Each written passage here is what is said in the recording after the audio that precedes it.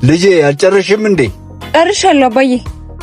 ምሩ አቺ ምሩ ልጄ ጓደኞችሽ እየጠሩሽ ነው። አባዬ ውጣና ትመጣለች በላቸው። እሺ